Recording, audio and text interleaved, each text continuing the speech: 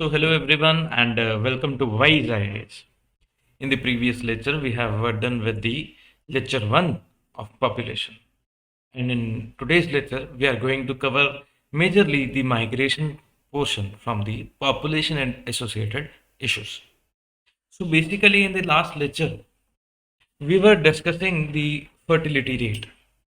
The three determinants of population were the fertility rate, mortality rate, and migration. We have done the fertility rate. The mortality rate is opposite to fertility rate. It is the rate of death as compared to the birth. So, the third determinant we are left with is migration. In this lecture, we are going to cover the migration part.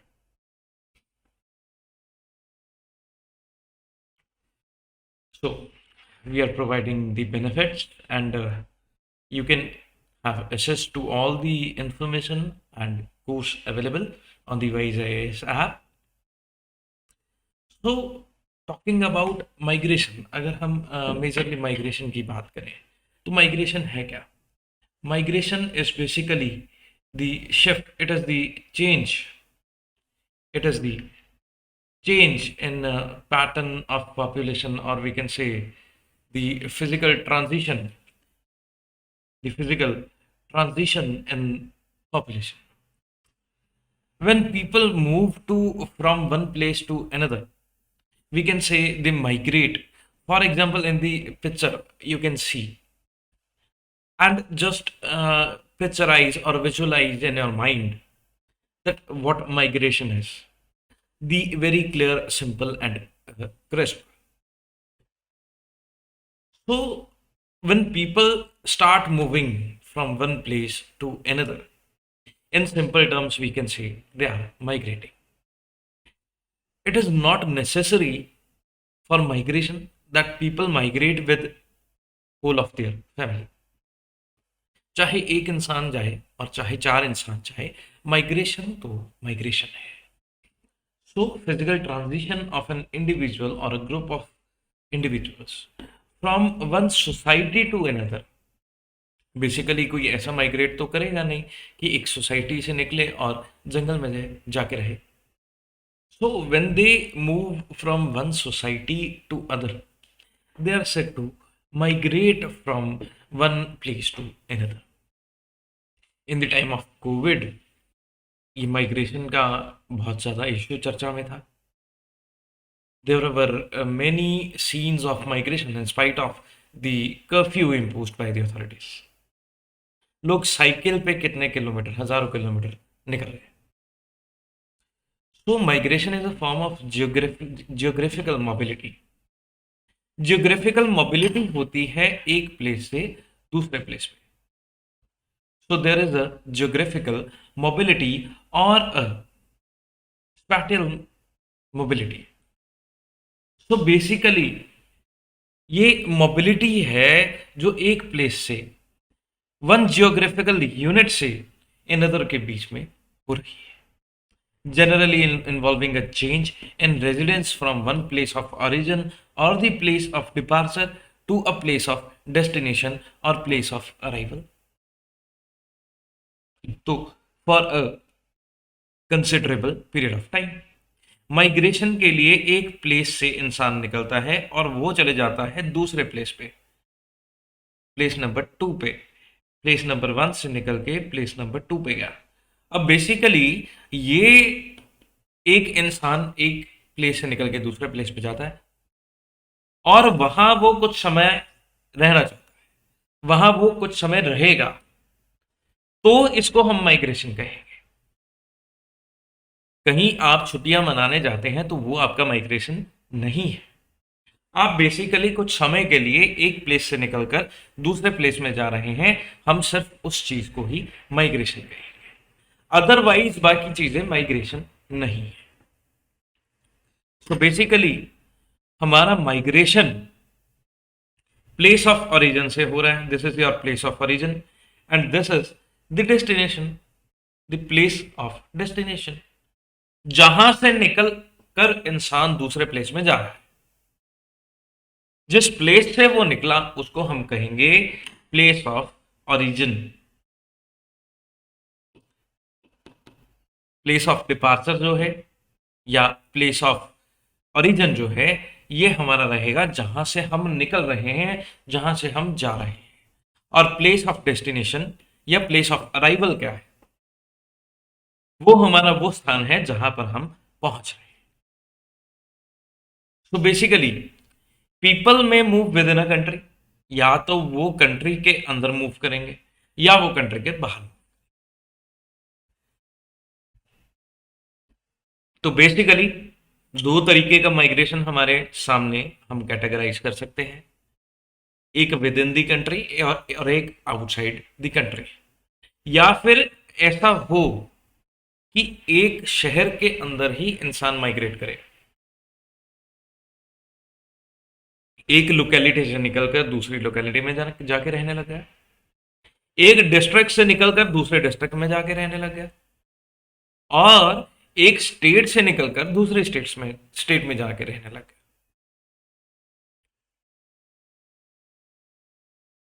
या फिर अपनी country छोड़ के ही दूसरी country में जाकर रहने लग गए। तो बेसिकली माइग्रेशन तो बहुत तरीके से हो सकती है, डिपेंडिंग अपॉन द डिस्टेंस और the boundaries where a person is migrating.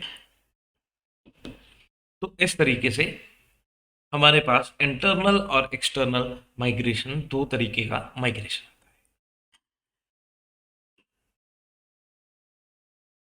सबसे पहले हमारे पास है internal migration. Internal migration refers to migration from one place to another within a country.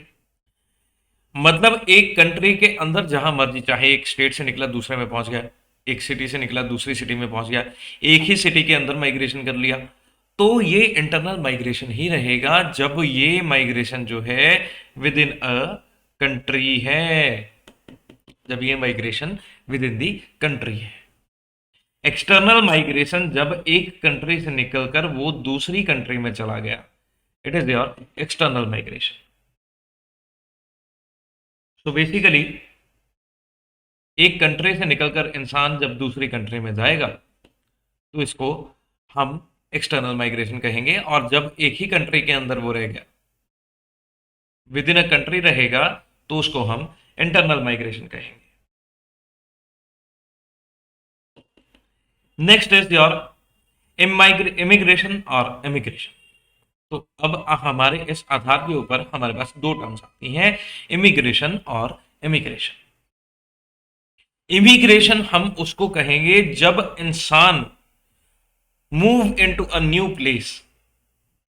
When migrants move into a new place, they are called immigrants. और जो इंसान migrate करते हैं एक प्लेस से, उसको कहते हैं इमिग्रेंट्स। यानी कि जाने वाले को हम कहेंगे इमिग्रेंट्स और आने वाले को हम कहेंगे इमिग्रेंट्स। जो हमारे आ रहा है, हमारे प्लेस के अंदर आ रहा है, coming into a new place, and who are going out of a new place. So these words you have to keep in mind. Who are coming into a new place, they are called immigrants, and who are moving out of any place, they are called immigrants. Internal migration, external migration, immigration and emigration, आपको ये clear हुआ।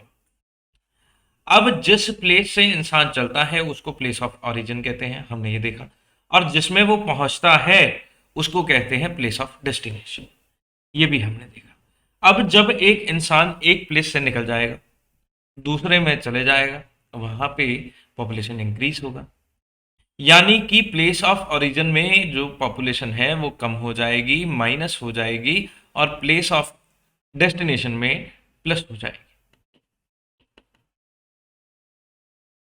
Place of origin वो वाला place है जहां से इंसान निकल रहा है, प्लेस ऑफ डेस्टिनेशन वो वाला प्लेस है जहां इंसान जा रहा है। अब प्लेस ऑफ ओरिजिन की पॉपुलेशन जो है वो कम हो जाएगी, वो क्यों होगी? क्योंकि वहां से लोग जा रहे हैं। प्लेस ऑफ डेस्टिनेशन की पॉपुलेशन जो है वो बढ़ जाएगी क्योंकि वहां लोग आ रहे हैं। अब इन माइग्रेशन और आउट माइग्रेशन के दो कंसेप्ट हमारे पास है। In migration refers to migration into a particular area और एरिया ऑफ डेस्टिनेशन, यानी कि लोगों का एक स्थान के अंदर आना, एक प्लेस के अंदर आना, उसको कहते हैं इन माइग्रेशन। आउट माइग्रेशन होता है लोगों का एक स्थान से जाना, उसको कहेंगे आउट माइग्रेशन। इन माइग्रेशन आउट माइग्रेशन का कंसेप्ट, यानी कि अगर यूपी और बिहार से लोग निकलकर हरियाणा में या मान लीजिए पंजाब में आ रहे हैं, तो वो निकलने वाले लोगों को, वो यूपी बिहार से जाने वाले लोगों को इन माइग्रेंट्स कहेंगे वहां से। पंजाब और हरियाणा में वो आ रहे हैं उनको, आई एम सॉरी, यूपी और बिहार से लोग निकल रहे हैं उनको वहां आउट माइग्रेंट्स कहेंगे लोग वहां पर। और पंजाब और हरियाणा में लोग आ रहे हैं उनको इन माइग्रेंट्स कहेंगे पंजाब और हरियाणा। आई विल रिपीट, अगर मान लीजिए मिस्टर ए है, वो केरला से निकलकर तमिलनाडु में आ रहा है, he is in migrant in Tamil Nadu. और अगर वो केरला से निकल रहा है, he is out migrant from Kerala. Clear? Then next हमारे पास अब कंसेप्ट है पीरियोडिकल और सीजनल माइग्रेशन। पीरियोडिकल और सीजनल माइग्रेशन वो होती है जब एक व्यक्ति किसी समय, किसी निश्चित समय के लिए या कुछ समय के लिए दूसरी जगह माइग्रेट होता है। फॉर एग्जाम्पल, हमारे मिस्टर ए भैया जो हैं, ये अपना नया घर बना रहे हैं और जहां रह रहे थे उसको डिमोलिश करना पड़ेगा। उन्होंने माइग्रेट कर लिया वहां से एक किराए के घर में, ताकि जहां वो रह रहे हैं उस घर को डिमोलिश करके वो नया घर बनाए। तो ये एक पीरियोडिक माइग्रेशन हुआ कि वो कुछ समय के लिए ही गए हैं, वापस वहीं आएंगे। और सीजनल माइग्रेशन वो होता है, फॉर एग्जाम्पल मान लीजिए अब जो हार्वेस्टिंग सीजन है उसमें ये आप माइग्रेशन बहुत सा देखेंगे। जो हमारे एग्रीकल्चर एरियाज होते हैं, जहाँ एग्रीकल्चर बहुत ज़्यादा है, उन एरियाज में सीजनल माइग्रेशन बहुत। जब हार्वेस्टिंग सीजन आता है तब वहाँ लेबर की ज़रूरत है और बहुत सारे लोग माइग्रेट होकर उस एरिया में आएंगे in search of job. Apart from these two important types, migration could be voluntarily or involuntarily, or forced brain drain, migration of young skilled persons, and migration of refugees and displaced persons. Voluntary भी हो सकती है, involuntary भी हो सकती है, या forced भी हो सकती है।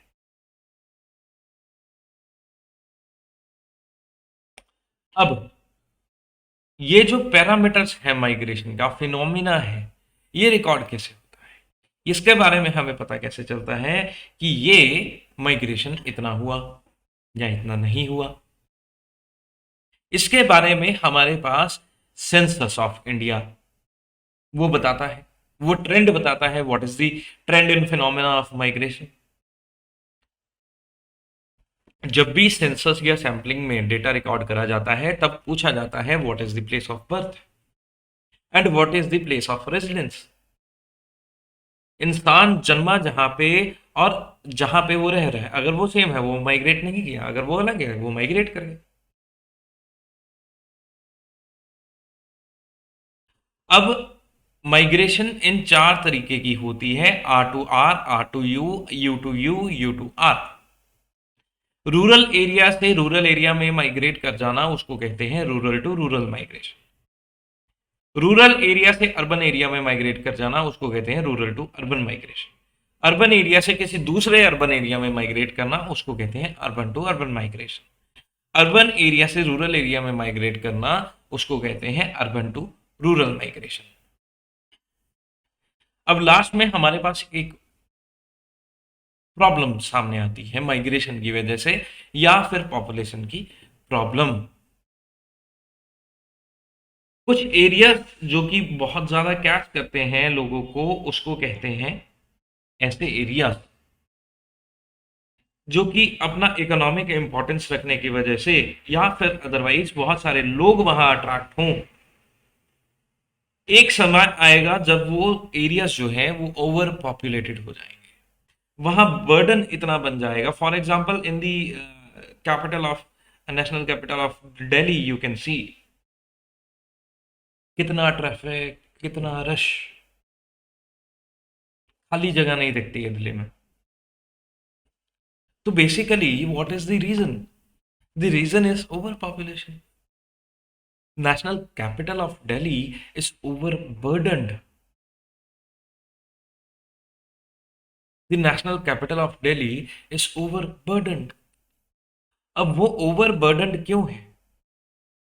क्योंकि वहां बहुत सारे माइग्रेंट्स भी हैं और माइग्रेशन के साथ बहुत सारी और प्रॉब्लम्स जुड़कर आती हैं। For example population increase, the bad use of resources available, sustainable development उस एरिया में नहीं होता, lack of water, lack of electricity, हर चीज़ की वहाँ कमी, वहाँ फूड सेफ्टी, फूड सिक्योरिटी नहीं रहेगी। तो इस तरीके से हमारे पास जब माइग्रेशन बढ़ता है, हमारी बाकी की सारी प्रॉब्लम्स भी उसके साथ बढ़ती हैं। तो this is the problem of overpopulation. We can see in many of the metropolitan cities, they are overpopulated. They are overpopulated, and the resources in those areas are overexploited. People nowadays are finding some vacant space or some empty space. वो शहर से बाहर घर बना रहे हैं. So, all these things are interrelated. Migration, the fertility rate and mortality rate are the determinants of the increase in population. But जो migration की बात अगर हमने करी, it is the non biological factor. Migration only is the non-biological factor. Fertility rate and mortality rate are, we can say, the biological factors for the increase in population. तो आगे कुछ discuss करने से पहले हम दो questions, previous year questions discuss करते हैं। How do you explain the statistics that show that the sex ratio in tribes in India is more favorable to women than that of the sex ratio among scheduled caste? Basically आपसे ये उस time की trend से, ये current portion से question पूछा गया जिसमें आपको बताना है कि एससी की जो विमेन पॉपुलेशन है ये is not good as compare to the tribes ST. The next question is, why do some of the most prosperous regions of India have an adverse sex ratio for women? तो ये question भी आपसे trend based question पूछा। सो आपको एक तरीके से trend को तो अपने दिमाग में रखना ही है। जो पॉपुलेशन ट्रेंड है, जो हमारा डेटा है, उसका एनालिसिस आपको करना चाहिए और करना आना चाहिए। Keeping this in view, you can answer the questions accordingly.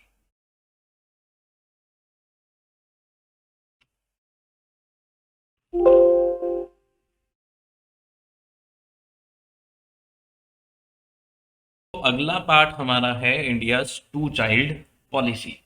अब बेसिकली ये पॉपुलेशन इंक्रीज जो है, इसको रोकने के लिए बहुत सारे कदम जो हैं वो उठाए जा रहे हैं। अब पॉपुलेशन अगर इंक्रीज को रोका नहीं गया तो पॉपुलेशन फ्लड हो जाएगा। हमारे देश में इतनी पॉपुलेशन हो जाएगी कि उसके कॉन्सिक्वेंसेस बहुत एडवर्स हो जाएंगे। तो basically India's two child policy क्या है? India's two-child policy refers to the family planning laws which restrict the number of children to two for a given couple. यानी कि आपके दो ही संतान हो सकती हैं। रिसेंटली असम गवर्नमेंट ने अनाउंस किया था people with more than two child will not be eligible for government jobs. तो बेसिकली किसी के बच्चे होना, इसको तो कंट्रोल नहीं किया जा सकता। इसके ऊपर रिस्ट्रिक्शंस नहीं लगाई जा सकती, पर हाँ कुछ इस तरीके के लॉज बनाए जा सकते हैं। फॉर एग्जांपल गवर्नमेंट जॉब्स में अगर जिसके दो बच्चों से ज़्यादा बच्चे हैं उसको गवर्नमेंट जॉब नहीं मिलेगी, ऐसे लॉज बनाए जा सकते हैं। इस तरीके के रूल्स, इस तरीके की पॉलिसीज लाई जा सकती हैं जिससे पॉपुलेशन फ्लड को कंट्रोल किया जा सके। अब impact of the two child policy क्या है? By restricting the number of children that can be born, there will not be enough educated young people in the next generation to carry on India's technological revolution. अगर इस तरीके से चला तो हम एक समय आएगा जब हम जापान के फेज में आ जाएंगे जहां बुजुर्ग लोग बहुत ज़्यादा हैं और यंगस्टर्स बहुत कम हैं। The population growth of India will slow down naturally as the country grows richer and becomes more educated. जब हमारी पॉपुलेशन जो है वो रिच हो जाएगी या एजुकेटेड हो जाएगी, तो basically poverty and uneducation are the major factors that affect the population. Poverty and uneducation and illiteracy, you can see, are the major factors that affect the population growth. The more is the poverty, the more is the population growth.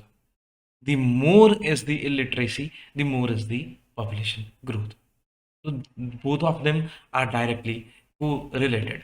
सो अगर हम बात करें हमारी India अगर rich हो जाए, अगर educated हो जाए, हमारी सोसाइटी एजुकेट हो जाए, तो हमारा पॉपुलेशन ग्रोथ जो है वो कम हो जाएगा। द लॉ रिलेटेड में ऑल्सो भी एंटी वेमेन, ये एंटी वेमेन लॉ भी हो सकते हैं।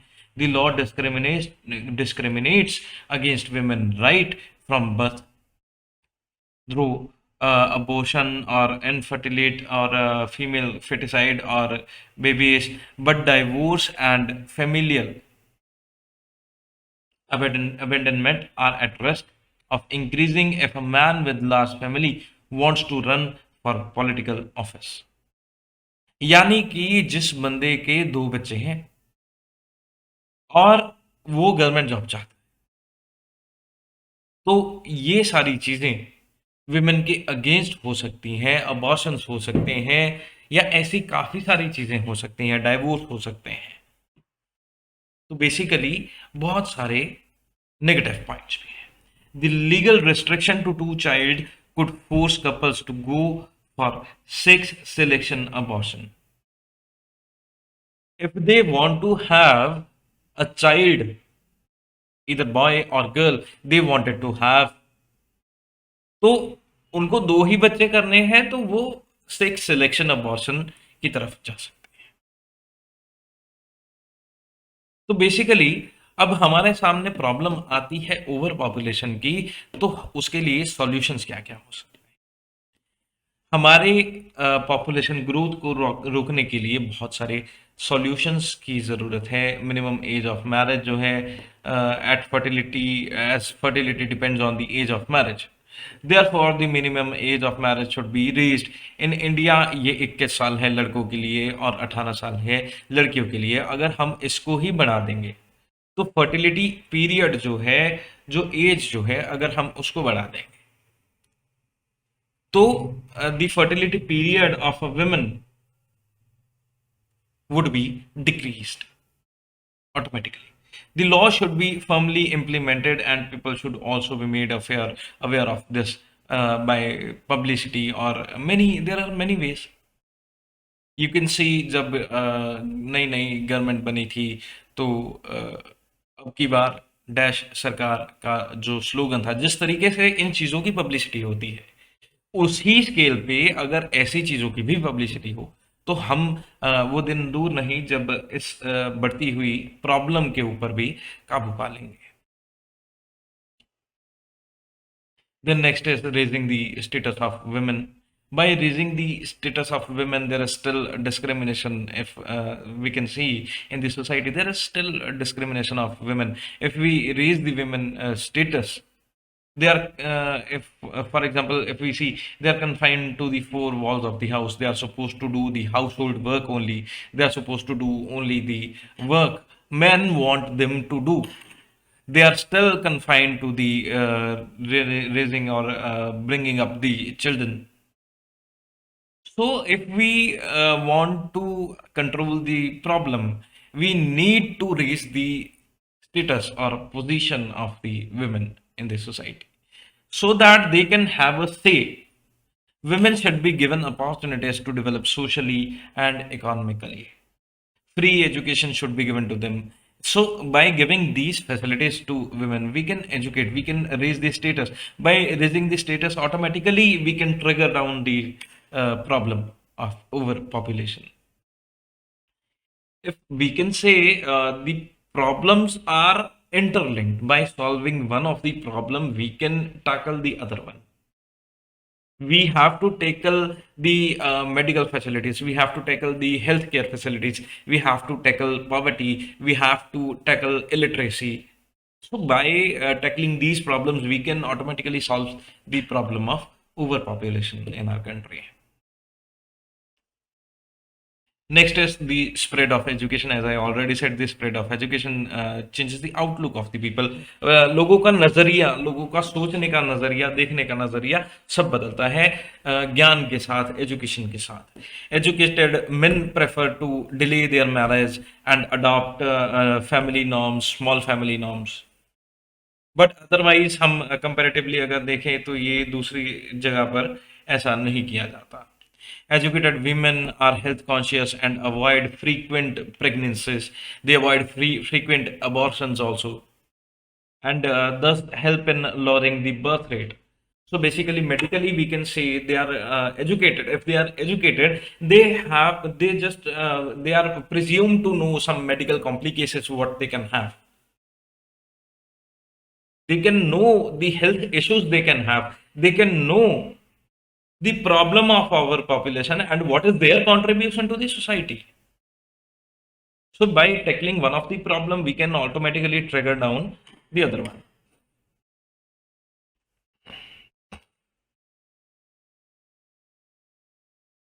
The next is more employment opportunities. The first and foremost measure to raise employment avenues in the rural as well as the urban areas. Generally, in rural areas, there is a disguised unemployment. We can say disguised unemployment का concept आप economics में करेंगे. ये इस तरीके की unemployment है where person is employed but he is not employed to in order to take his full potential or utilize his full potential. For example, a lawyer is doing a business of a karyana shop. So basically, the qualifications and the caliber of a person is not fully utilized. He is underemployed. The next criteria is when there is seasonal unemployment. People are free for part of season. The next is when people don't want to work. They are free, they are getting work and they don't want to work. So these are many kinds of unemployment. So by tackling the issue of employment, or I will say the tackling the issue of unemployment, we can automatically solve the problem of overpopulation. We have to raise the employment avenue in rural as well as urban areas. There is problem of unemployment in both rural and urban areas. We can't say in urban areas we don't have problem of unemployment. There is a huge problem of unemployment in urban areas too. So effort should be made to migrate unemployed people from the rural side to the urban side. This step can check the population growth. Automatically, this will check the population growth. Then next is social security. More and more people should be covered under the social security schemes so that they do not depend upon others in the event of old age, sickness, unemployment, etc. With these facilities, they will have no desire for more children. Basically, in Indian society, बच्चे इसलिए पैदा किए जाते हैं कि वो हमारे बुढ़ापे में हमारा बेटा हमारे काम आएगा. चाहे वो बेटा बुढ़ापे से पहले ही हमें घर से बाहर निकाल कर फेंक दे, ये अलग बात, पर सोच ऐसी रखी जाती है. तो बेसिकली इस सोच को बदलने की तो ज़रूरत है ही, साथ ही साथ सोशल सिक्योरिटी स्कीम्स की भी ज़रूरत है। अगर हम देखें फॉरेन फॉरेन कंट्रीज में, old and the newborn people are the responsibility of the government. Government take all the expenditure and take due care of those people. So basically social security जब हमें मिल जाएगी, हमें लग रहा होगा कि हमारा बुढ़ापा सिक्योर है, कि बुढ़ापे में अगर हमें मेडिकल या फाइनेंशियल किसी तरीके का असिस्टेंस चाहिए तो हमारे पास मिलेगा। तो हमें बेटे की ज़रूरत नहीं, सिर्फ इसलिए बेटा पैदा करना कि वो बुढ़ापे में हमारा सहारा बनेगा। इस सोच को बदल दिया जा सकता है सोशल सिक्योरिटी से। So basically there is a need of social security. We are lacking behind इस सेक्टर में बहुत ज़्यादा। हमारे पास बहुत सारी पेंशन स्कीम्स हैं और कई बार आप देखेंगे पेंशन स्कीम्स का बेनिफिट वो लोग उठा रहे हैं जिनको पेंशन चाहिए ही नहीं। चाहिए तो सबको, पर who are like those people, ऐसे ओल्ड एज पेंशन काफ़ी स्टेट्स में लगाया गया है और वो लोग पेंशन ले रहे हैं जिनकी कमाई वैसे ही बहुत ज़्यादा है। बेसिकली टारगेट ग्रुप को बेनिफिट नहीं मिल रहा, और जब टारगेट ग्रुप को बेनिफिट नहीं मिलेगा तो हमारी किसी भी स्कीम का कोई फायदा है ही नहीं। Next is the standard of living. तो अगर हमारा स्टैंडर्ड ऑफ लिविंग इंप्रूव हो जाएगा, हमारा इंप्रूव्ड स्टैंडर्ड ऑफ लिविंग हो जाएगा, लार्ज फैमिली नॉर्म्स दूर हो जाएंगे। In order to maintain their higher standard of living people prefer to have a small family. जितनी बड़ी फैमिली होगी उतना बड़ा खर्च होगा और उतनी ही आपकी रिसोर्सेज जो हैं वो यूटिलाइज होंगे। For example, if a person is earning 50,000 per month or whatsoever amount you can fix, if he is having only one child, he has to spend on the education and upbringing of that child only. If he is having the for example you say two or three childs, then he is having the same salary only, he has to spend on all of them. He can't choose, I'll bring up this child and I'll drop this one. He can't. So basically the salary is fixed.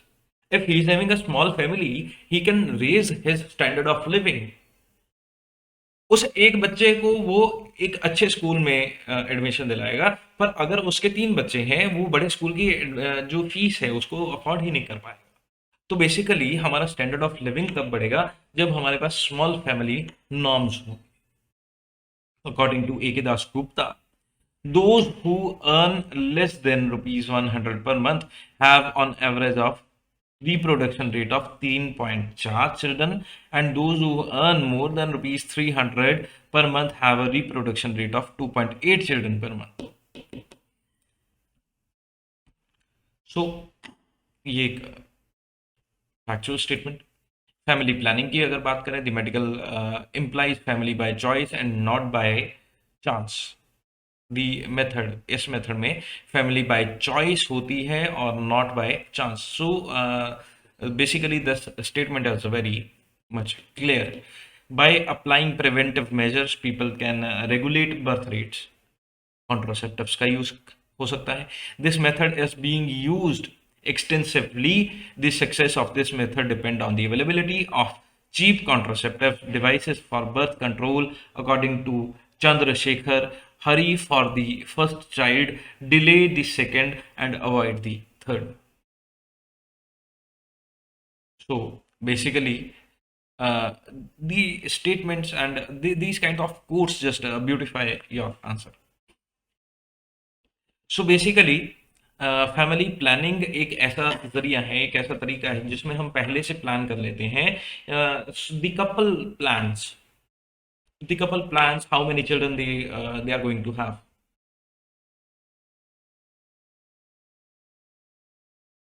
They plan in advance. They plan in advance that how many children they are going to have. So, irrespective of whatsoever, notwithstanding लड़का हो या लड़की, but they plan in advance. So, likewise, this is the family by choice and not by chance. It is not like it happened accidentally. So it is not like, so by use of contraceptives we just need to reduce the prices so that everyone can afford these kind of contraceptives. So basically अगर हम बात करें family planning की तो all these things which you have noticed here.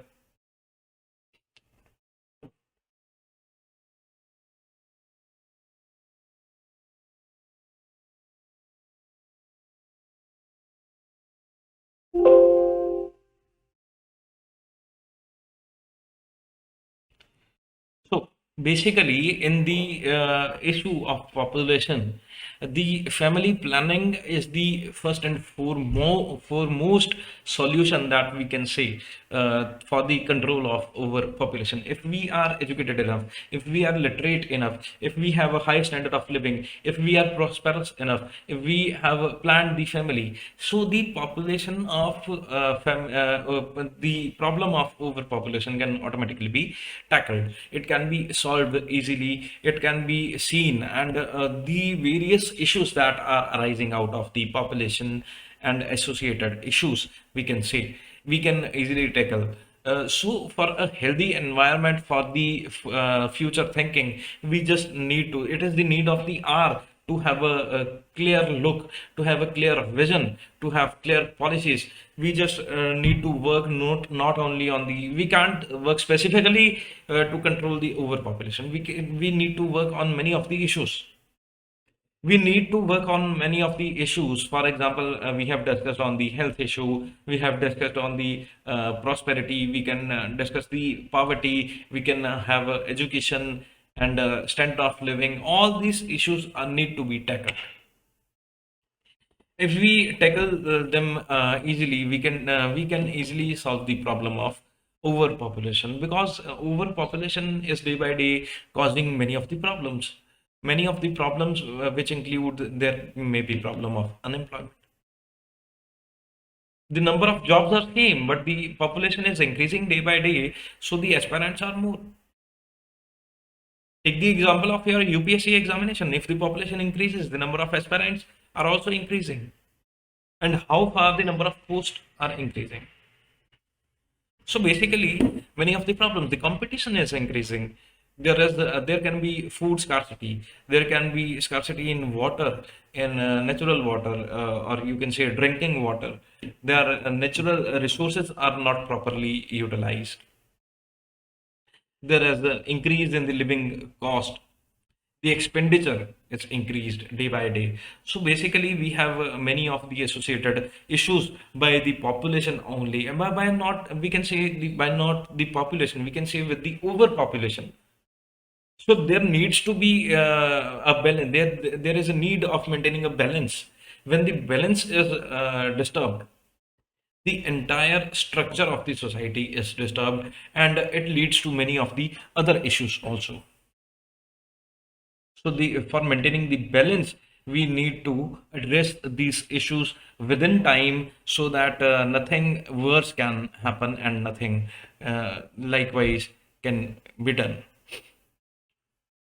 So with this lecture, we are done with the population part of your UPSC GS examination. So in the next lecture, we are coming with the next topic. I hope all of you are getting the exact criteria and exact points what we are discussing. We are just limiting on the explanation part, and we are just focusing on the explaining.